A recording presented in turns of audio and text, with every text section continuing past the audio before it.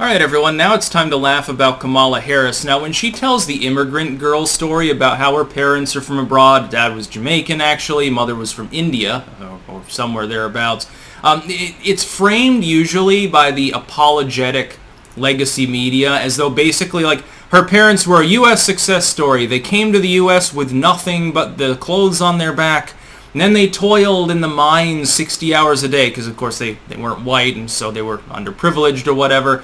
Well, her mom, never mind. Her racial phenotype is grossly misrepresented by the legacy media. If you look at Wikipedia, it's like she's the first African American and the first Asian American to be vice president. It's like, aren't those two separate categories? I don't know. Anyway, getting past the Democrats' bizarre fixation with ethnic labels, you get a situation where actually her parents were academics.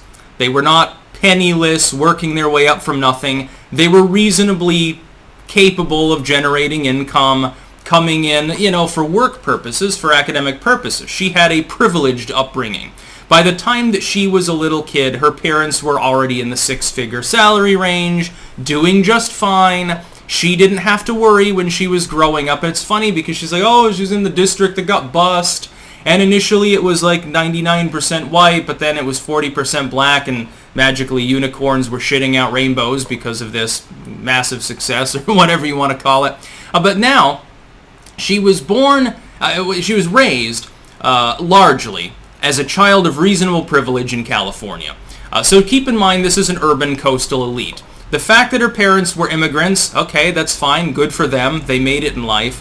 But they weren't immigrants in the sense of they came with nothing and they worked 60 hours a week in the cornfield and scraped together enough money to buy a gas station, and then the American dream exploded forth from them and now they're businessmen. No, they were part of the academic class and were already doing fairly well. So the origin story is bullshit. Kamala is an urbanite, a cosmopolitan, spent a lot of time in Chennai in India actually, but again, urban environment, developed city, at least by standards in South Asia. And so she doesn't really understand how rural people live. When she talks about, it's like AOC rambling about her abuela and shit from her penthouse. It's stupid. It's also optically poor. So I wasn't surprised that Kamala came out and insinuated that rural Americans don't know how to use a photocopy machine. And I'm thinking to myself, this is in the context, link in the description of course. The context of this, of course, is her trying to explain why voter ID is a bad idea, because certain Americans would be incapable of copying their ID, and so they won't be able to vote or something. It's like, okay. First and foremost, it's 2021. Virtually everyone, including the poorest Americans, has a smartphone of some sort. It is no longer necessary for you to use a photocopier under basically any circumstances. You can do that with a book. You're scanning in a PDF or something for the Internet Archive. I've actually done this. That's fine. Don't you think, though, if you wanted to be low-tech and you're like, hey, Rasmus, I don't like them phone things. Bill Gates is going to track me if I have a smartphone. Okay, so you need a scanner, like printer company. They're like $30, dude. You think Amazon, eBay and stuff, they don't ship to rural America? And she dovetails this in with like inner city. I guess the insinuation is poverty is the problem. Again, you'll see people who are clearly homeless. They get a fucking smartphone. Everyone has one. I have to have one, unfortunately. These days, you can't even use the desktop-only experience without the threat of being locked out if you don't have a phone associated with your account. It's a huge problem. You can generate codes on Google and stuff like that. Most of them, it's phone only.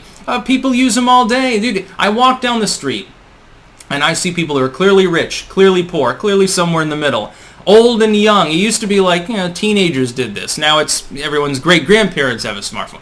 Everyone has one. They've all got a camera function. What the fuck are you talking about? The idea is, hey, Rasmus, I don't know how to use this newfangled device. And it'll be like a 1995 Nokia or something. This is how she views people, though. I know. I've met people like this. She's goddamn clueless. This is why when she's out in normal society, she seems so awkward. She's used to being in her parents' ivory tower, or in their townhome, or in a prosecutor's office. She's used to the white-collar, rich experience of people with six-figure salaries. She doesn't have anything in common with a common rural American. The origin story is different. The socioeconomic class is way different. The ideology is different. She was a tough-on-crime neoliberal. People still pretend that she's a socialist or something. Couldn't be further from the truth. She's just a corporate globalist. She's also a shill. But, I mean, look at... just watch her. And every time, if she's giving a speech, an interview, an off-the-cuff question on the street, which is very, very rare for that to happen, they form a wall around her to keep her from having to answer tough questions, just to be clear. They do this even more than they do for Biden. She's arguably worse at responding to people. Less antagonistic, but more likely to just break down psychotically laughing because you said something mildly discomforting. She's just awkward. And by the way, if they run her in 2024, as is likely going to be the case, because Biden will probably not be running, he can say that he expects to, that's bravado and bullshit. He doesn't expect really to be the one running. He's probably had another aneurysm or been 25th. His dementia got too bad he resigns or something like that by that point. If Kamala is the candidate, the election's basically over, because I can't conceive of many Republicans capable of losing against her. Really, DeSantis would win. Hands down, Rand would beat her. Trump would beat her. Ted Cruz, eligibility requirement being born in the U.S. aside, would probably win, although I don't know that I'd be able to vote for him. I wouldn't vote for a Canadian for the U.S. presidency. I'm putting it that way. He was born and raised and had dual citizenship up through half of his Senate career. That troubles me somewhat. I don't believe in split loyalty. But Kamala's 10 times worse than, I don't know, basically anyone else he could run. Look at the optics of this. A way to alienate all the small towners. Yeah, because you live in an area with a lot of farms, you don't know what a phone is. It's like she's like thinking it's 1930 and electrification hasn't happened yet. Half the country is still dirt floors and shit. People living in log cabins, eking out a meager existence. By the way, there was a movie I watched once, and it was about that period. And there's like this old Santa Claus looking fucking like old time logger dude. This has nothing to do with Kamala, except that it's the kind of person that she would hate to be around. And he had like a bunch of trees or something. He was doing logging, and he was expecting to get a really good haul from his trees. So he didn't sell his land when he was offered considerable sums by the government. He's like, he's old and set in his ways. And he's like, fuck your lawyers and stuff, it's my land. And then he finally cuts the trees down, and I guess they're all hollow or something, so he can't sell the wood for nearly as much. He realizes this, goes crazy and dies. And then he's got like this half-literate chick named Bangor, after Bangor, Maine, I think, who's like, you know, she afterwards she realizes that the dude was looking at prices from like 20 years ago from old newspaper clippings or something and never would have gotten the money anyway and was just nuts. And then at the end it shows her in a theater, like going into civilization, because she took the money, because it's her land then. I can't remember the name of the movie. I can't find out anything about it. It was a good movie, actually. Historical piece. It's probably too boring for most of you. If somebody knows what I'm talking about, please put the title in the fucking comments. Anyway, Kamalaharris doesn't know anything about that.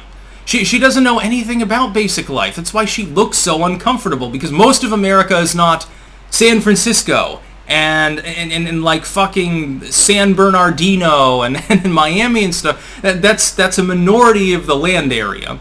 It's not a majority of the population unless you count suburban and nearby metropolitan small town regions. By the way, here's something with demographics. Careful about statistics with regards to demographics. Because if you look at the official numbers, you'd think that like the majority of Americans live in the inner city. But when you talk about urban, small towns that are relatively close to a big city are counted. Suburbs, even the more sparse suburbs, are counted. Those aren't really truly urban areas. Technically speaking, where I live in Rutland is technically counted as an urban area. It's counted as part of the Rutland Metro. It's 2.5 fucking acres of land in a place where some of the people there have like 5-10 acres of land. That is not urban.